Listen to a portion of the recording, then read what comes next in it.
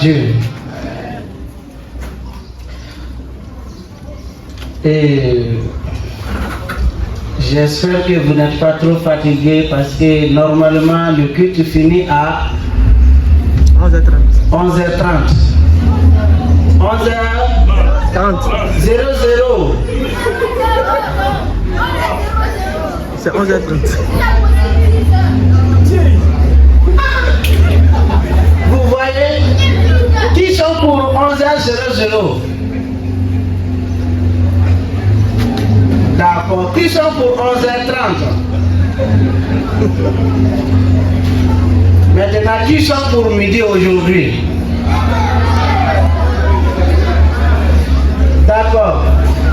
On ne va pas tout pris, mais je vais sauter. Le message est intitulé La puissance de Dieu. Vous savez, lorsque nous parlons de la puissance de Dieu, il y a plusieurs aspects. Il y a la puissance de Dieu manifestée par la parole de Dieu.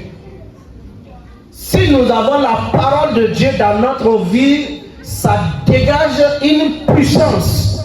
Et que cette puissance peut contrôler, ça peut arranger, ça peut bâtir. Et beaucoup d'autres choses. Il y a la puissance de Dieu manifestée par la foi en Dieu.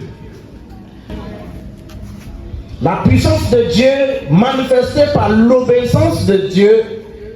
La puissance de Dieu manifestée à travers de la louange et adoration de Dieu. Et le cinquième sous-thème est la puissance de Dieu manifestée par le Saint-Esprit.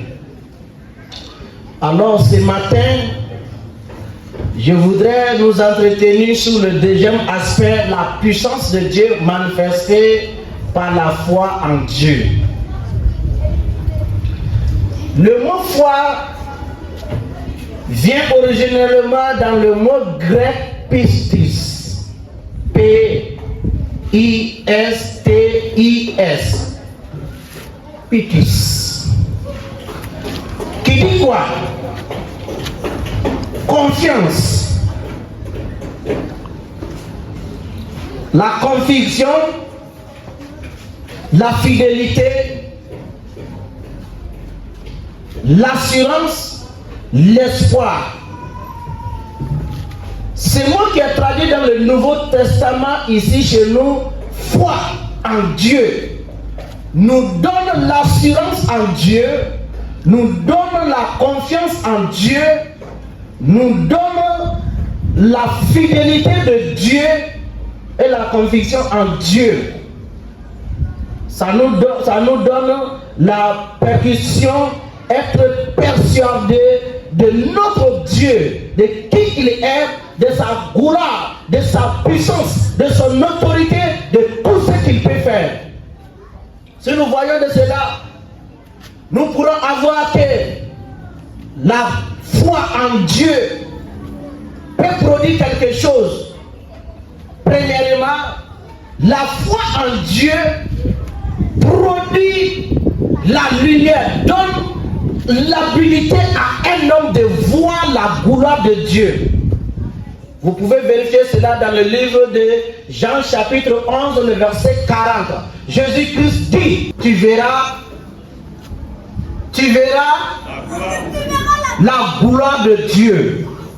Écoutez, ça veut dire si nous ne croyons pas en Dieu, nous ne verrons jamais la gloire de Dieu. Alors si nous voudrons voir la gloire de Dieu, nous n'avons pas une moyen directe d'aller gêner pour voir la gloire de Dieu. C'est vrai, nous pouvons prier, Seigneur, fais-moi voir ta gloire. Mais si nous prions sans la foi, nous ne allons jamais voir cette gloire dans notre vie. C'est pour cela que nous sommes appelés en tant qu'hommes, en tant que femmes, en tant que jeunes filles, jeunes garçons, pour croire premièrement avant de voir la gloire de Dieu dans notre vie, dans notre famille, dans nos entreprises, dans nos études, dans nos foyers, dans tout ce que nous voudrons entreprendre. Il faut d'abord croire en Dieu.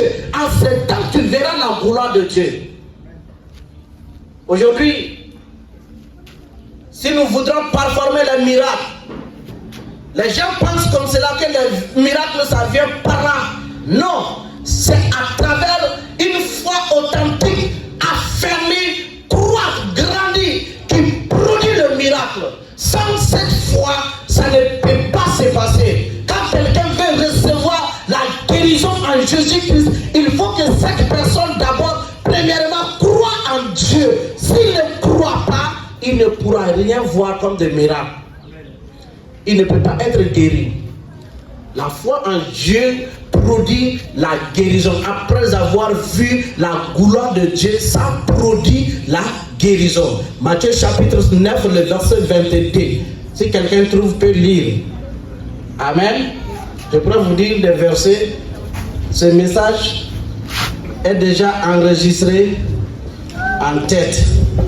Donc je suis en train de faire le playback pour que vous puissiez noter. Donc vous êtes qui sont devant, prêtez vos Bibles. Je pourrais vous montrer comment ce message est rentré en tête. Donc moi je vais vous donner les versets, vous allez pouvoir lire.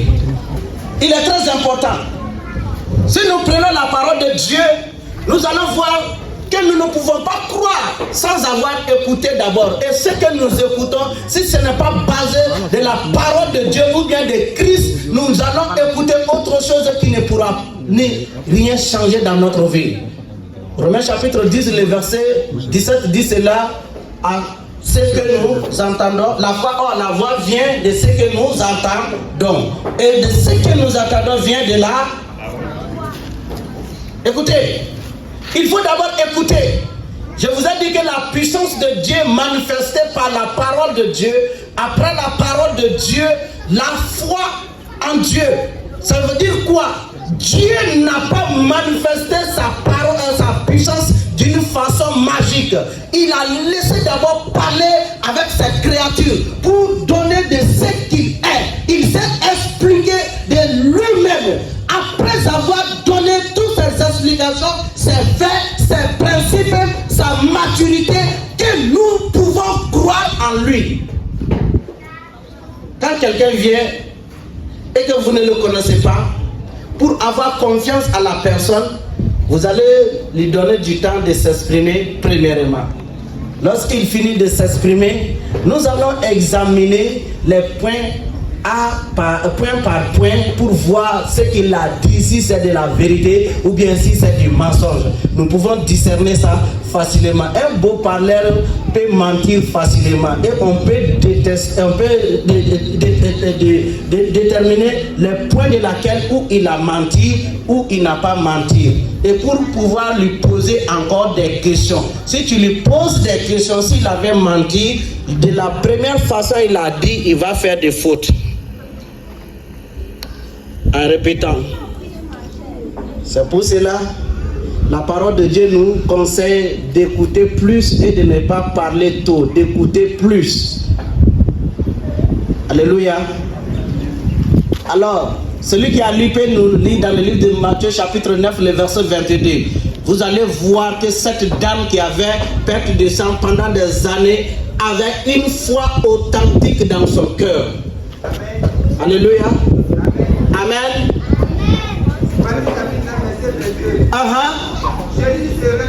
Jésus se retourna.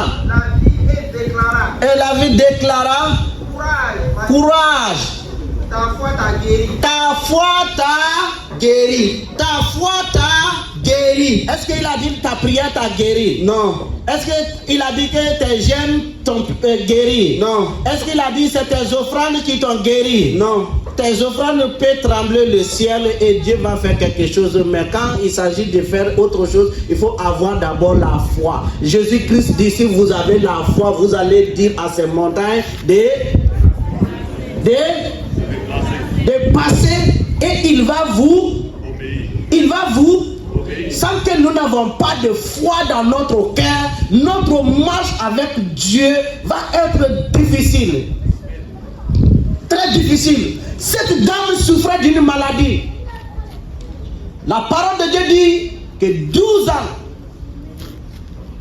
lorsque nous commençons à sentir certaines anomalies dans notre système de santé, après avoir partagé avec les membres de la famille, nous allons s'asseoir et réfléchir comment examiner, comment faire diagnostiquer la situation et trouver une solution immédiate.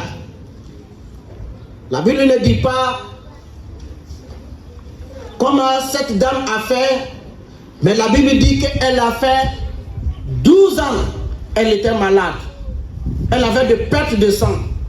Certainement, même si ce n'est pas écrit, quand quelqu'un a une maladie depuis 12 ans, tout le monde sait que cette personne a fourni des efforts pour avoir sa liberté en matière de la santé. Mais cette dame n'a pas eu.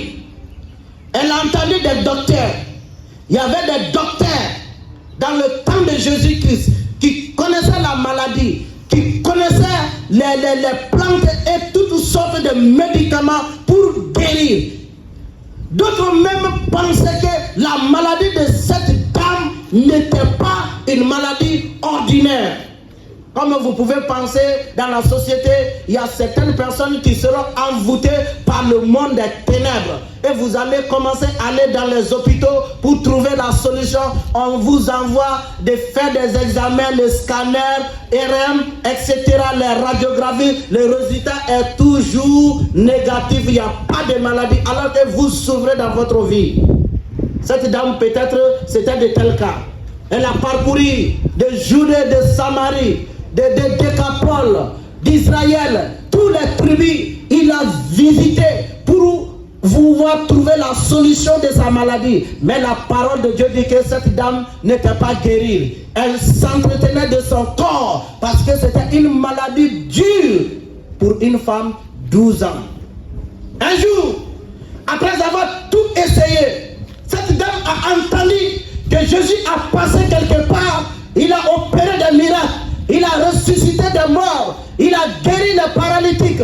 Il a guéri les aveugles. Les aveugles ont retrouvé la vie à travers de lui. Cet homme est différent de tous les autres hommes que j'ai entendus. Cet homme est différent de tous les autres docteurs que j'ai eu entendus dans le temps passé. Je vais aussi moi-même, si même je ne trouve pas la chance de m'approcher de lui à travers de ses habits, si j'arrive à la toucher, quelque chose sortira d'elle et me guérir. Alors, elle a quitté à la base de cette foi dans son cœur, de sa maison. Elle est partie. La Bible dit qu'il y avait des multitudes de personnes qui attendaient Jésus-Christ. Ces jours, il y a eu quelques miracles qui s'est passé parce que c'était le temps de la manifestation de la puissance de Dieu à travers de la foi, non la vue. Parce qu'on peut voir quelque chose, on n'a pas la foi de la chose. Quelqu'un a entendu mon nom? Il a entendu mon témoignage, il a écouté les prières que j'ai faites dans mon témoignage, il a écouté cette prière, il a reçu sa guérison, la solution de son problème en un mot. Quelqu'un m'a vu, j'ai causé avec lui, on a échangé, la personne a pensé dans son cœur, j'ai quelque chose d'extraordinaire, si je ne donne pas à lui la chose, il ne trouvera pas la solution de son problème. Cela, ça se passe comme ça beaucoup de fois. Dans le monde, il faut qu'on te donne quelque chose. Jésus a vu un jour 2 aveugles. Les 2 aveugles savaient que Jésus pouvait les guérir. Mais si Jésus les touchait seulement sans leur donner quelque chose, leur mentalité ne leur permettait pas de recevoir la guérison. Alors, Jésus s'est courbé, il a craché sur la terre, il a pris la terre de la terre et les a donné de toucher à leurs yeux et maintenant de leur dire, allez laver vos yeux. C'est ce qui est beaucoup de fois dans notre vie. Nous saluons l'arrivée de Papa Sungalo et Maman Sungalo, acclamez pour eux. Vous voyez, avec tout l'effort, ils se sont sacrifiés pour venir. Papa, écoutez mon message, si j'ai fait des erreurs, après il faut tirer mon oreille. Amen. Amen. Parce que on connaît pas on peut maîtriser la parole de Dieu à un certain niveau, mais si tu n'as pas de père pour te corriger, tu peux pouvoir t'enorgueillir et faire beaucoup d'erreurs. Il faut avoir souvent des pères qui te disent ce que tu as dit là-bas, prochainement il ne faut pas dire comme ça. Ça va pouvoir t'aider à être un bon prédicateur. Moi, je ne veux pas m'arrêter de prêcher au milieu de 200, 300, 500. Je vais être un prédicateur dans une méga de 5 000, 10 000 personnes. Donc, il faut que je sois être retranché à chaque fois de petit fautes. Amen. Voilà. Je dois savoir comment parler avec des adultes, des enfants, des jeunes gens, des papas. Tout ça là, ça fait partie de la prédication. Dieu vous bénisse pour votre présence au nom de Jésus-Christ. Nous devrons comprendre l'importance de la foi. C'est pour cela cette dame, sans avoir existé, lorsqu'elle avait affermi ce qu'elle disait, je n'ai pas besoin de m'entretenir avec cet homme pour 1 heure de temps, bien 20 minutes ou bien 30 minutes de temps. C'est ce qui fatigue beaucoup de fois. Nous prêchons de tout notre cœur. Priez, Dieu se manifeste. On dit que vous êtes exaucés. Après tout cela, quelqu'un veut venir te voir encore pour expliquer. Ça dit que tu n'as pas touché lui son problème exactement comme il voudra. Et donc maintenant, il faut qu'il t'explique, que tu entends de façon spéciale et dis quelque chose. As-tu la foi? Est-ce que ces dons qui ont été exaucés, guéris, délivrés, transformés, n'étaient pas là comme tu étais là physiquement aussi? Qu'est-ce qu'ils ont fait pour avoir une réponse authentique que toi tu ne peux pas faire pour avoir aussi la solution de ton problème? Alors, Demandez au Seigneur alors de vous donner, d'augmenter votre foi, comme les disciples l'ont dit. C'est dit, Seigneur, nous te demandons d'augmenter notre foi. Donne-nous un peu de foi de pouvoir avancer. Alléluia. C'est très important.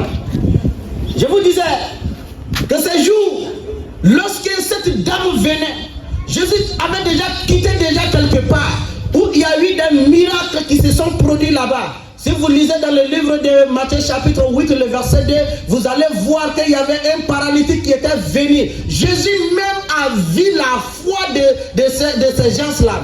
C'est à cause de cela, il les a guéris, il les a restaurés. Si vous venez rencontrer les hommes de Dieu, ce n'est même pas important de rencontrer les hommes de Dieu. Venez rencontrer votre Dieu. Venez pour adorer Dieu. Quelle que soit la situation, si vous avez la foi, en écoutant la parole de Dieu, vous aurez la solution de votre problème. Alléluia. La parole de Dieu, il est la source de la vie, la délivrance, la liberté, la joie, l'abondance, la prospérité, la longévité. Tout ce que nous pouvons chercher, nous le trouvons dans la parole de Dieu. Amen. Sauf une seule chose.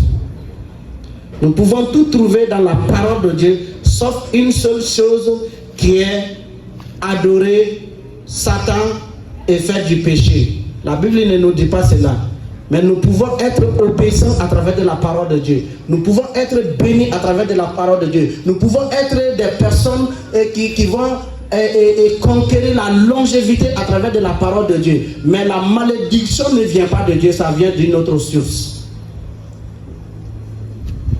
C'est pour cela que notre foi est très importante pour avancer. La Bible dit, sans la foi, il est impossible que l'homme soit agréable aux yeux de... D'accord, donc si nous voudrons être agréables, est-ce que nous avons besoin d'aller jeûner alors en ces temps? Hein? Est-ce que nous devrons aller jeûner? Les gens même ne comprennent pas le jeûne. Quand je vois les chrétiens qui courent pour jeûner, moi je jeûne. Je vous dis ça clairement, mais je vous donne les raisons de mes jeûnes.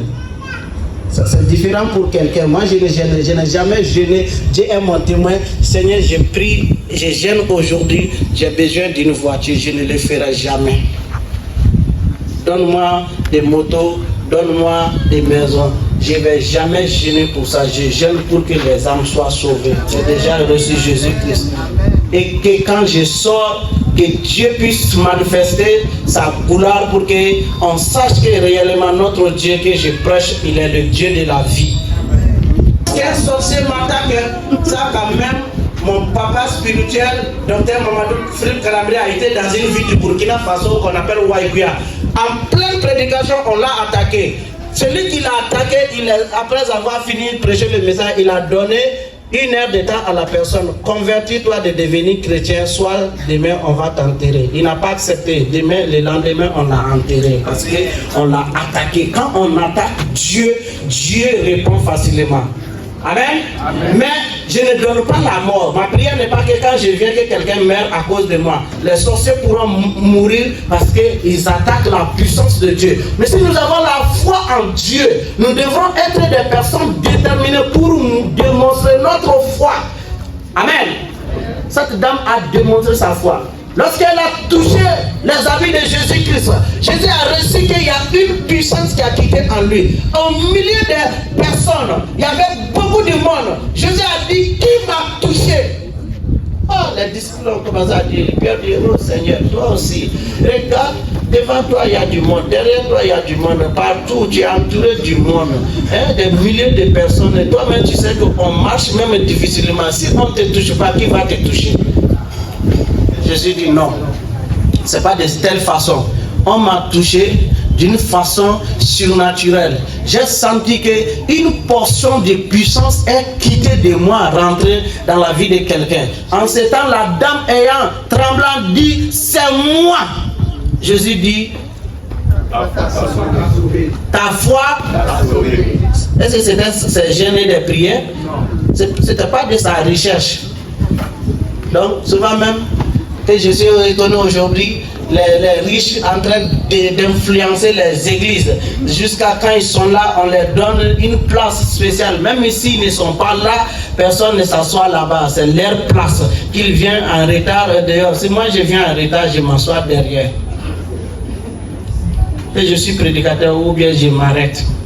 Parce que je dois me conformer aux règles de Dieu et respecter Dieu en tant qu'il est. Ce n'est pas Dieu qui va me respecter. Et vous n'adorez pas un homme, hein, parce que quand vous faites cela, vous l'adorez. Vous ne venez pas pour adorer Dieu. Et en tant qu'un pasteur aussi, si vous le faites ce genre de choses, vous n'adorez pas Dieu. Vous êtes à la crainte et à vénérer la présence d'une personne à cause de sa potentialité financière.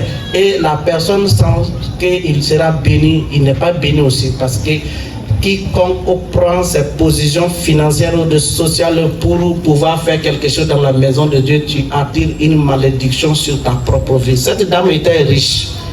La dame que nous parlons, qu'elle avait des pertes de sang pendant 12 ans, elle était riche. Sinon, déjà, elle était morte. Chaque jour, perdre du sang, chaque jour, perdre du sang. Son mari avait des possibilités pour pouvoir s'occuper d'elle, pour que les sangs qui partaient, pour qu'elle ne tombe pas dans l'ennemi. Sinon, déjà, elle était morte. Mais je vous dis quelque chose aussi, la situation que tu es en train de passer, traverser depuis des moments, c'est fait pour glorifier le nom du Seigneur. Et le Seigneur sera glorifié à travers de ta vie, au nom de Jésus-Christ. Amen. Amen. Dieu est merveilleux. Tu es là ce matin. Tu dois quand même comprendre que la foi est très importante. Si tu veux marcher, marche selon un enfant qui aime Dieu et qui a de la foi, qui marche selon les principes de Dieu, et Dieu le bénira au nom de Jésus-Christ. Alléluia. C'est pour cela que nous marchons dans la foi et non pas la vue et non pas les blablabla. Que Dieu nous aide. Ceux qui sont invités, que tu es là. L'évangéliste Youssouf a dit que si moi je vais donner mon témoignage, on va passer toute la journée ici. Et lorsque moi, mes parents, quand j'ai eu Jésus-Christ dans ma vie, j'ai accepté de croire en lui. J'ai donné le mot croire en grec. C'est-à-dire, j'ai senti que Dieu est fidèle. Et moi, je devrais être fidèle. Si tu viens en Jésus-Christ et que tu n'es pas fidèle, le diable va te tuer immédiatement parce qu'il sait que tu l'avais quitté. Et là où tu es parti, tu n'es pas fidèle là-bas, il te tue. Et l'Église va certainement glorifier le nom du Seigneur que tu as été sauvé. Cette question-là, quelqu'un est parti dans la partie céleste, je comprends. Quelqu'un est mort, je comprends. Mais quelqu'un est parti auprès du Seigneur, je ne me prononce pas sur ce mot rapidement. Le salut est personnel. Ce que la personne fait en dehors de la présentation fiscale, nous ne le connaissons pas. C'est personnel. C'est très personnel. Je dormais sur un manguier et la journée je montais sur la mangue et puis maintenant la manguier là et puis je cherchais à trouver de quoi manger. Pendant 3 mois, Dieu a été fidèle avec moi. Chaque jour, je trouvais des mangues pour pouvoir manger. Chaque jour. Ces 2 mangues étaient considérées comme des morceaux de pain pour moi. Et quand je le mange, j'avais vraiment la satisfaction totale. Et je descendais maintenant. Si je considère les animaux, il y avait un petit courant d'eau là-bas quelque part, je partais. Si je trouve les animaux qui veulent descendre, je les chassais. Et c'est moi qui descends premièrement, je bois et je retourne. Quand je retourne, les animaux peuvent maintenant venir boire. Et les animaux là faisaient beaucoup de choses là-bas, mais je vous dis quelque chose, vous n'allez pas rire. Hein. Toute eau où les animaux boivent habituellement, ils rentrent dedans, ils pissent dedans, ils font des caca dedans. C'est tout super doux et sucré. Amen. C'est tout. Et puis c'est frais comme ça, comme l'eau qui vient du frigo. Alors qu'il n'y a pas de frigo là-bas. Je buvais ça, c'était doux, hein. Et ça me donnait la paix, la joie du cœur. J'étais fier de boire cela. J'ai bu cela pendant 3 mois. Ma famille était étonnée. Lorsque je les ai dit que j'étais dans telle brousse, personne n'a cru. Mais Dieu a été là pour moi, était fidèle, me protéger, me garder. J'ai eu la foi dans mon cœur. Aujourd'hui, je descends en ville. Si je meurs, je rentre auprès du Seigneur. Je n'ai pas peur de la mort. Donc, à cause de cela, même l'autre jour à Kurkuna, j'ai dit je peux finir de prêcher, vous allez entendre que je ne suis plus mais que cela ne vous dérange pas. Je ne suis pas parti dans la mauvaise main, mais dans la bonne. Je suis parti dans la bonne main. Quand j'ai reçu cette foi dans mon cœur, je suis rentré en famille. Mais c'était encore pour glorifier le nom du Seigneur. À mon arrivée, ma famille m'a vu, ils étaient étonnés. Et ils ont dit quoi? Oh, nous allons préparer du riz gras pour toi. Vous voyez, j'aime du riz, mais je n'aime pas trop tchèp. C'est ça qui est du riz gras. Parce que c'est à travers du riz gras qu'on a mis du poison mortel dedans et puis me donner. Quand je l'ai vu, je l'aimais beaucoup. Vous savez, nous les Peuls, on ne mangeait pas du riz à tout moment. Hein. C'est vrai? Ou vous ne connaissez pas la nourriture principale des Peuls?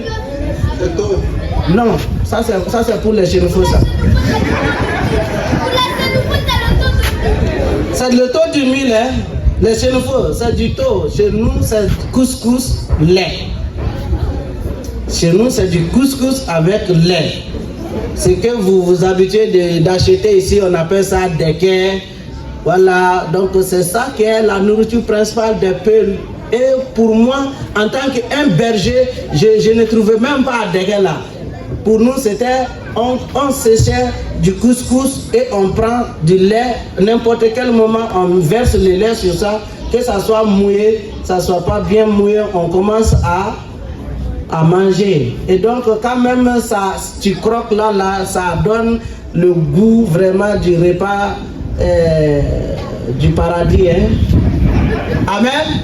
Donc c'était ma nourriture. Donc lorsqu'on change cela du riz gras, ça c'est de la fête ça. On m'a fait ça à mon honneur, mais c'était pour me tuer. Ils ont mis du poison dedans, je n'ai pas suivi. On m'a donné. Et on a chassé tous les enfants de quitter même. Donc pour que moi je puisse manger bien. J'étais en train de manger, un de mes jeunes frères est venu, qui l'a faim, et qu'il veut m'accompagner. J'ai dit viens, parce que c'était tellement beaucoup, je ne savais pas que c'était empoisonné pour que je mange et puis quitter de ce monde. Alors, mon jeune frère est venu, il m'a accompagné, on a mangé. Quelques minutes plus tard, on est en train de tourner, voir si je vais commencer à me plaindre de mon ventre. Et comme ça, ils vont commencer à creuser mon tombeau devant moi. Mais Dieu a dit que ton tombeau là, c'est d'abord sur les rochers. Donc, c'est pas d'abord, je n'ai pas encore déplacé vers la partie mou de la terre. Amen. Parce que si ton tombeau est sur les rochers, il faudra que Dieu le pousse un jour à la partie mou de la terre. En ce temps, les gens pourront être capables de... Donc pour moi, c'est encore sur les rochers. Pour toi aussi, c'est sur les rochers. Ça n'a qu'à rester sur les rochers. Que Dieu vous bénisse. Hey, mon jeune frère a dit, le temps qu'on attendait que je me plaigne de mes ventes, c'est le moment que mon jeune frère se plaignait de ses ventes. On lui a donné les premiers médicaments, ça n'a pas donné de résultats. Deuxième médicament, ça n'a pas donné de médicaments. Maintenant, quelqu'un de sage lui a posé la question, tu as mangé quoi?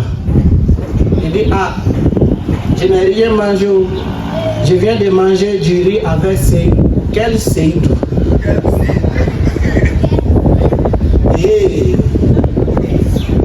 Venez on a fait du mal à nous-mêmes.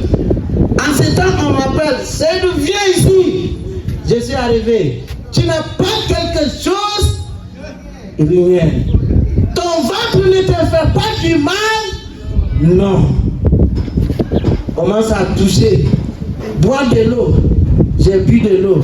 Commence à toucher. Peut-être pensant que si je bois de l'eau, l'eau va pousser le fait du poison de m'attaquer. J'ai bu de l'eau, mais rien ne se passe. Autant que l'autre là en train de se plaindre. Donc ils l'ont pris pour aller dans un dispensaire. Arrivé là-bas, le docteur dit il n'y a pas de solution. On amène au CCRF. Le médecin dit ça, le poison qu'il a mangé est très dangereux. Nous n'avons pas de solution. Mais simplement nous allons lui injecter un vaccin somnifère pour qu'il dort avant que l'heure normale arrive. Il n'y a pas de solution. On dit s'il meurt, nous allons t'égorger ici. On m'a attrapé, on m'a poignardé, on a commencé à couper. Quelqu'un qui ne croit pas, des personnes qui ne croient pas ce que je suis en train de dire, viens devant, je vais te montrer quelque chose, tu vas croire ce qu'on m'a fait. Si tu ne crois pas, viens devant, deux personnes, un homme et une femme. Si tu ne crois pas, viens devant. On croit. On croit. On va dire. Alors viens. La maman là aussi, toi tu ne crois pas, viens. Toi qui n'as pas de foulard, je parle de toi. Grosse là. Non, viens. Viens. Viens, viens. Viens, tu ne crois pas. Ça c'est quoi ça? Hein? C'est quoi? Ça ressemble à quoi? Ça ressemble à une tache de plaie. Tache de plaie. Mais cette tache de plaie là peut être blessée de quoi selon toi? Il faut parler. Tu veux te faire une lame comme ça avec un couteau. Couper? Un couteau comme ça avec une lame. Couteau comme ça avec une lame. Oui. Selon ta lame peut faire ça là. Quelqu'un peut couper, se faire blesser avec lame comme ça? Non. Hein? Non, c'est comme ça, c'est la petite. Il faut toucher bien. Alors, je n'ai pas les problèmes. C'est l'âme peut faire ça à quelqu'un? Hein? Tu crois que l'âme peut faire ça à quelqu'un? L'âme peut faire, couteau peut faire aussi. Couteau peut faire. Mais selon toi, ça ressemble du couteau bien c'est de l'âme. Couteau. Tes yeux étaient là-bas. Ça c'est la trace d'une machette sur ma main comme ça. On a décidé pour couper mes nerfs. Il y en a des parties ici. La partie que quand on m'a poignardé au ventre, on pouvait rentrer ça dedans. Cette doigt l'entière. On a interdit les docteurs. Pour eux, ça touchait même mon estomac. On attend vraiment quand on va enlever le couteau là, il va tomber et puis il va mourir. Dieu m'a dit, je suis avec toi, ne crains pas. Je suis avec toi ici même. À cause de ça, Dieu est fidèle.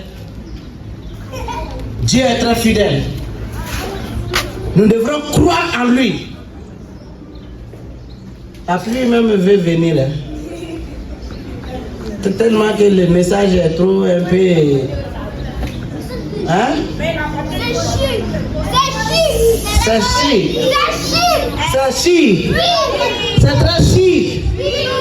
Que Dieu vous bénisse. De continuer.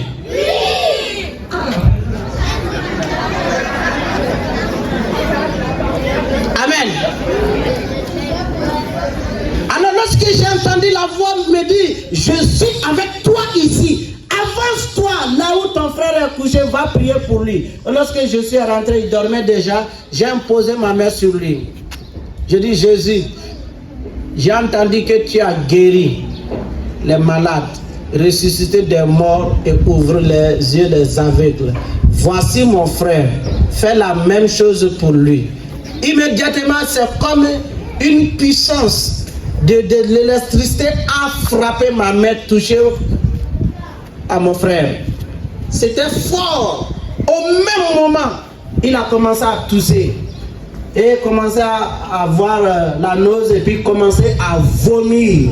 Tout ce qu'il avait mangé. Les docteurs attendaient qu'il va mourir. La famille attendait qu'il va mourir. Dieu a dit ton heure n'était pas encore arrivée. Je vais me faire glorifier à travers de toi. Ma famille a décidé d'accord de me laisser tranquille. Ils ont dit que j'ai une source de la sorcellerie qui est plus puissante de ce qu'eux connaissent. Amen. C'est pour cela qu'on m'appelle quelquefois chrétien sorcier. Un chrétien aussi est sorcier, non? C'est vrai ou bien c'est faux? Un chrétien qui délivre les sorciers est un sorcier. Un chrétien qui cherche les démons est un sorcier, n'est-ce pas? Donc quand on dit que vous êtes sorcier, lorsque vous commencez ces choses-là, vous dites que votre Père Jésus même est un sorcier.